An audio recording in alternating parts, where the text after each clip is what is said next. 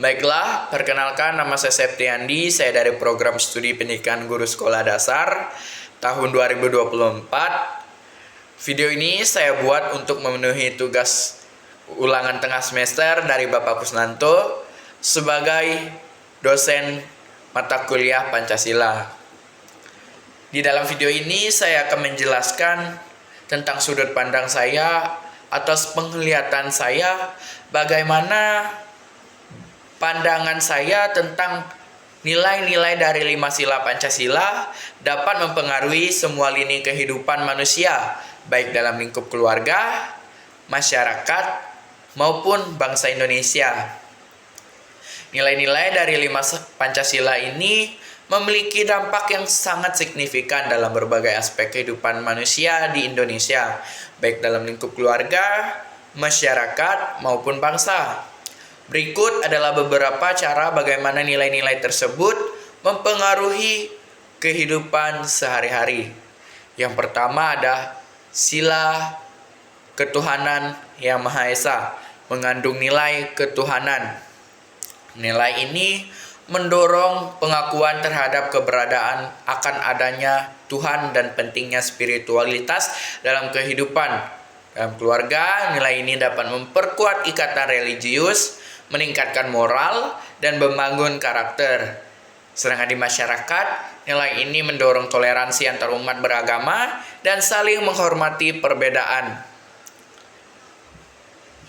Di mana nilai ini mengharapkan kita untuk memiliki sikap toleransi antar umat beragama. Bagaimana sih sikap toleransi ini? Apakah sudah diterapkan di negara Indonesia? Di bangsa Indonesia pula sudah ada agama yang diakui.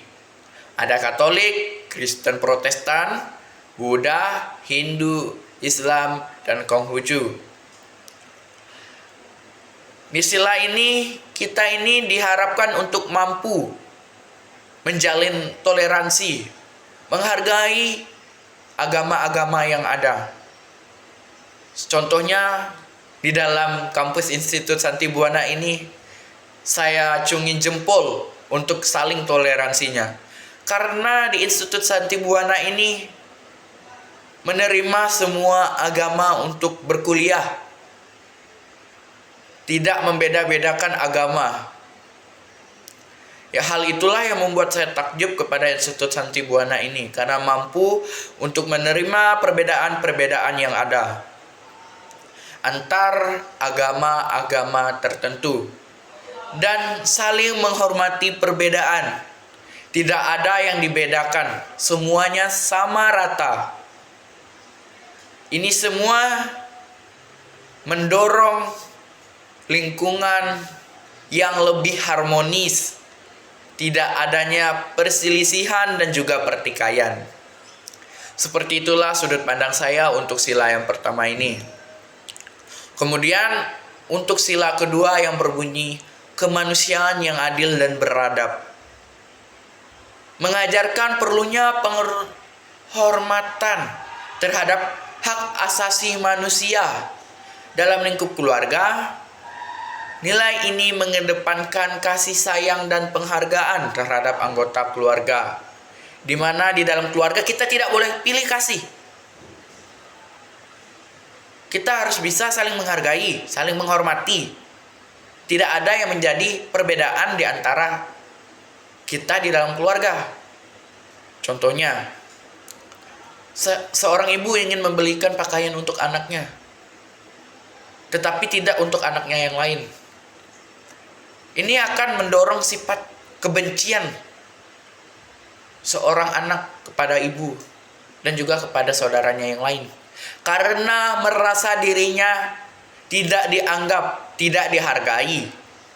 Oleh sebab itulah kemanusiaan yang adil tidak membeda-bedakan antara anak satu dan anak yang lain, sehingga akan menciptakan lingkungan yang harmonis, damai. tidak ada perselisihan di antara keluarga tersebut. Kemudian jika kita lihat di masyarakat, hal ini mendorong keadilan sosial, empati, dan solidaritas sehingga menciptakan lingkungan yang lebih harmonis, di mana menciptakan lingkungan yang empati. Kita peduli terhadap sesama kita, sesama manusia. Mereka sedang dalam kesusahan, kita tolong. Contohnya jika kita melihat ada keluarga kita atau teman kita sesama mengalami kesusahan, mengalami duka, kita beri rasa empati kita beri penghiburan, kita beri bantuan. Dengan cara kita memiliki cara yang berbeda-beda dalam memberikan sikap empati ini. Kemudian solidaritas, mampu bekerja sama. Contohnya di dalam Institut Santibuana ini ada yang namanya sel. Di dalam sel ini kita diharapkan mampu untuk bekerja sama dalam melakukan kegiatan piket. Contohnya membuang sampah. Kita harus bersama-sama mengangkut sampah, memungut sampah, kemudian membuangnya ke tempat pembuangan sampah akhir. Sehingga menjadi kelompok yang solidaritas, kompak, tanpa adanya saling kekecewaan terhadap teman yang tidak ingin solidaritas ini terjadi, sehingga menciptakan lingkungan yang tidak harmonis. Sementara tujuan yang solidaritas ini untuk menciptakan lingkungan yang lebih harmonis. Begitulah pandangan saya terhadap sila kedua ini. Kemudian kita lanjut ke sila ketiga yang berbunyi Persatuan Indonesia. Sila ketiga ini menekankan pentingnya persatuan dan kesatuan di tengah keberagaman. Banyak sekali keberagaman di Indonesia ini. Contohnya banyak budaya, ras, suku, etnis, bahasa yang ada di Indonesia ini. Bahasa di dalam negara kita ini sendiri berbeda-beda. Ada bahasa Bekati, Banyadu, Bahe, terus ada Melayu, berbagai macam sekali bahasa. Sila ini mendorong kita di dalam keluarga untuk bekerja sama dan harmoni antar anggota, bersatu. Kita sebagai keluarga harus bersatu untuk memecahkan masalah-masalah, tantangan yang ada di dalam keluarga tersebut. Contohnya soal membersihkan rumah. Kita bisa membagi tugas, abang nyapu, adik nyuci piring, sedangkan ayah dan ibu mencari uang. Untuk siapa? Untuk kepentingan bersama. Itulah sebabnya kita diharap mampu untuk bersatu dan saling menjaga persatuan dan kesatuan. Jika kita lihat di tingkat masyarakat, nilai ini sangat penting untuk menjaga kerukunan antar suku, agama, dan budaya, sehingga Indonesia tetap utuh dan stabil. Ya, negara Indonesia adalah negara yang bersatu. Kita lihat pada perang sebelum Indonesia merdeka. Semua orang bersatu untuk Indonesia merdeka. Mereka membela penjajah. Mohon maaf, tolong maafkan saya kekeliruan. Untuk menjatuhkan para penjajah Indonesia bersatu. Mereka melawan hanya dengan bambu runcing demi kemerdekaan Indonesia. Itulah yang dinamakannya bersatu, menjaga kita agar untuk selalu kompak. Dengan demikian kita dapat merdeka dengan persatuan dan kesatuan tersebut. Kemudian kita lanjut pada sila keempat yang berbunyi kerakyatan yang dipimpin oleh hikmat kebijaksanaan dalam permusyawaratan. Perwakilan ini mengedepankan partisipasi aktif dalam pengambilan keputusan. Indonesia pula sudah melakukan yang namanya pemilihan umum, yakni pemilu pada Pilpres tahun 2024 untuk memilih presiden. Pengambilan keputusan bersama, di mana dengan dilakukannya voting, pengambilan suara terbanyak, maka dialah pemenangnya. Sehingga tidak akan ada yang namanya kecurangan di dalam pemilihan umum tersebut. Di dalam keluarga, nilai ini mendorong diskusi dan musyawarah dalam menyelesaikan masalah. Contoh kasus, adik ingin pergi ke Malaysia, sedangkan abang ingin pergi ke Singapura. Jadi bagaimana cara kita menyelesaikan masalah tersebut, kasus tersebut? Dengan cara mengambil keputusan. Keputusan yang seperti apa? Pemungutan suara. Contoh misal jika di dalam keluarga tersebut memiliki 8 anggota keluarga. Ayah setuju ingin pergi ke Singapura. Ibu setuju ingin ke Singapura. Abang setuju ingin ke Singapura. Bibi setuju ingin ke Singapura. Om setuju ingin ke Singapura. Adik setuju pergi ke Malaysia. Nenek setuju pergi ke Malaysia. Dan kakek pergi ke Malaysia. Lalu kita lihat suara siapa yang terbanyak, suara siapa yang terbesar. Jika kita lihat dalam kasus tersebut, ada 5 orang yang ingin pergi ke Singapura, maka masalah ini terselesaikan karena banyak yang lebih ingin ke Singapura dibandingkan ke Malaysia tadi. Sehingga semuanya setuju. Lalu bagaimana jika ketiga orang ini tidak ingin dan malah melakukan masalah? Itulah makanya kita diajarkan bagaimana kita saling menerima pendapat orang lain. Bagaimana kita menghargai keputusan bersama tersebut, kita dilatih. Bagaimana kita bisa menerima. Kita tinggal memberikan solusi saja. Bagaimana cara agar adil. Mungkin bisa tahun ini pergi ke Singapura dan tahun depan pergi ke Malaysia. Sebagai gantinya, karena suara ke Singapura lebih banyak dibandingkan ke Malaysia, jadi tahun ini pergi ke Singapura saja terlebih dahulu untuk menyelesaikan masalah tersebut. Kemudian di dalam masyarakat bagaimana?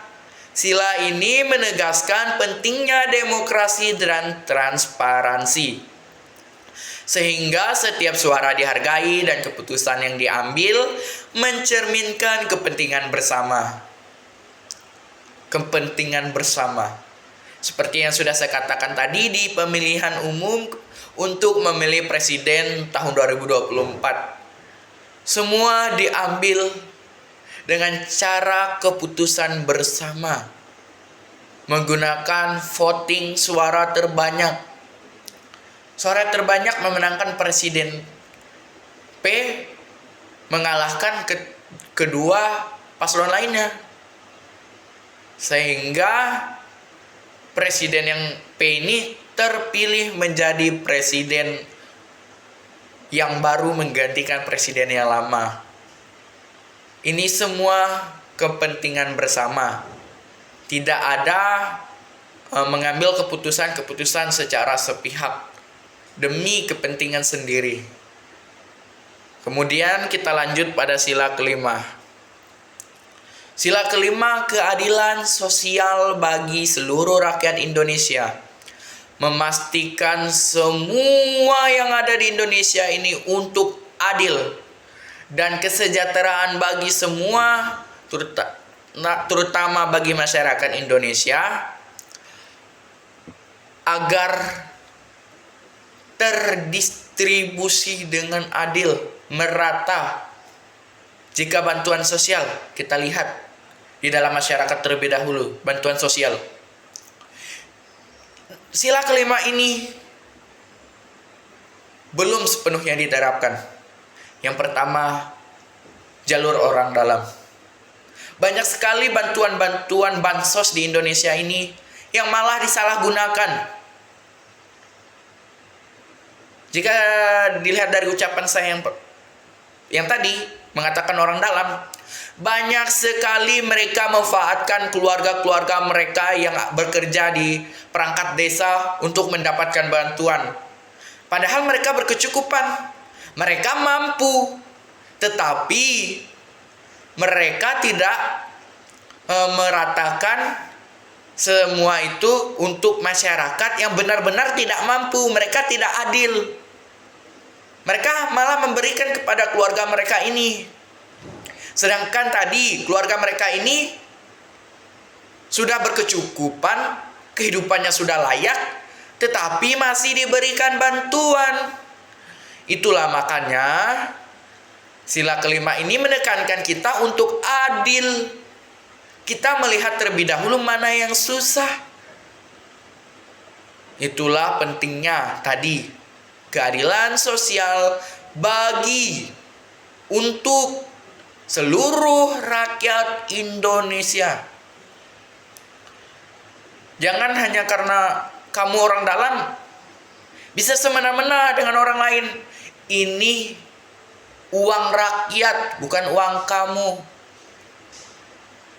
Jadi kita tidak bisa seenak-enaknya melaksanakan suatu pembagian ini untuk orang-orang yang sudah mampu berkecukupan, sedangkan masih banyak warga Indonesia yang miskin, yang lebih butuh bantuan, tetapi malah disalahgunakan.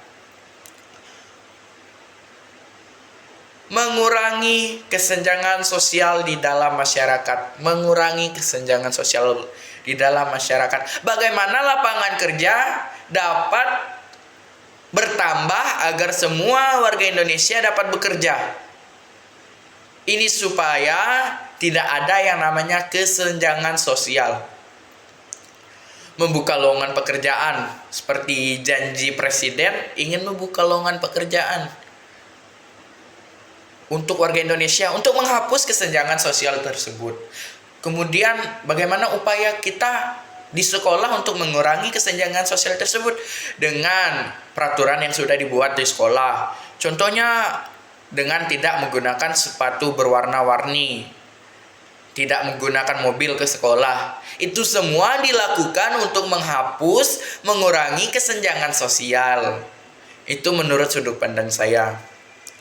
Sehingga setiap individu memiliki kesempatan yang sama untuk berkembang. Setiap orang berhak memiliki pekerjaan. Setiap orang berhak untuk mendapatkan bantuan. Tetapi kita harus memiliki kesadaran yang penting sekali. Karena jika tanpa kesadaran diri kita sendiri, bagaimana kita dapat melaksanakan semua yang sudah diberikan oleh pemerintah untuk kita? Bagaimana cara kita mengelolanya? Seperti kita belajar bagaimana cara mengembangkan skill kita, kemampuan kita. Bagaimana cara kita untuk menjadikan skill ini sebagai tangga kesuksesan. Untuk langkah ke depannya bagaimana? Makanya daripada itu kita memiliki yang namanya pendidikan di Indonesia. Di Indonesia ini pendidikan menurut saya masih kurang. Karena banyak sekali kekecewaan saya terhadap bangsa Indonesia. Bukan kepada bangsa Indonesianya, tetapi kepada masyarakatnya. Karena ada berbagai oknum-oknum yang malah mengajarkan menjadi contoh yang tidak baik untuk anak muda generasi sekarang. Kenapa? Karena pengaruh dari kehidupan yang mereka jalani, mereka tidak profesional. Contohnya, mereka sedang ada masalah di luar, tetapi mereka membawakan di dalam kehidupan yang lain. Contoh, misal ada satu oknum guru yang ingin mengajar muridnya. Seharian dia mengajar itu dia marah-marah, gak jelas, tidak ada memberikan materi, sehingga anak-anak murid ini tidak mendapatkan ilmu sama sekali pada hari itu. Nah, itulah membuat saya kecewa. karena masih kurangnya kesadaran di dalam diri, tidak memiliki kesadaran, sehingga membuat generasi Indonesia menjadi SDM yang mengecewakan. Begitulah menurut sudut pandang saya secara keseluruhan. Penerapan nilai-nilai Pancasila dalam kehidupan sehari-hari dapat menciptakan masyarakat yang lebih adil, harmonis, dan sejahtera. Ini penting untuk memperkuat identitas bangsa dan membangun masa depan yang lebih baik bagi seluruh rakyat yang terlebih khususnya di Indonesia. Sekian dari pemaparan dan penjelasan saya bagaimana Pancasila dapat mempengaruhi kehidupan sehari-hari. Jika ada kesalahan kata, saya mohon maaf. Sekian dari presentasi saya tentang pemaparan bagaimana 5 sila dapat mempengaruhi semua lini kehidupan manusia. Saya ucapkan terima kasih.